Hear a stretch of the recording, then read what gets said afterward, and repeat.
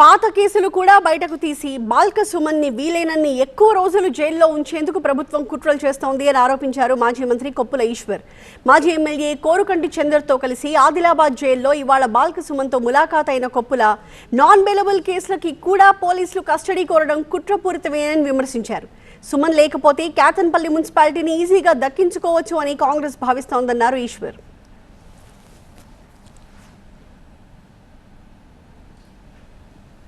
గతంలో ఉద్యమం సమయంలో ఉన్నటువంటి కేసులు కావచ్చు, తర్వాత ఇతర కేసులు కావచ్చు, ఇవన్నీ కూడా వెతికి సుమన్ను చాలా కాలం జైల్లో ఉంచేటువంటి ఒక కుట్ర మాత్రం జరుగుతూ ఉంది. ఇది ఈ రాష్ట్రంలో జరుగుతున్నటువంటి వ్యవహారం. నిజంగా కూడా గతంలో ఏ ఎన్నికలు వచ్చినా సజావుగా జరిపించేటువంటి బాధ్యత ప్రభుత్వానికి ఉంటుండే.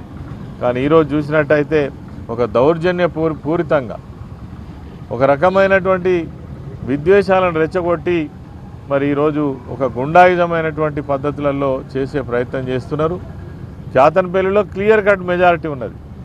అయినప్పటికీ ఇప్పటికి కూడా బాల్క సుమన్ జైల్లో ఉంటే మేము ఆ ఎన్నికలు చేసుకోవచ్చు, వాళ్ళను ప్రలోభాలకు గురి చేయొచ్చు, మిగిలిన సభ్యులను ఏ రకంగానే తీసుకుపోవచ్చు అనే ఉద్దేశంతో ఆ ఎన్నిక జరిగేంత వరకు సుమన్ను లోపడబెట్టాలనేటువంటి ఒక ప్రయత్నం కుట్ర జరుగుతూ ఉంది.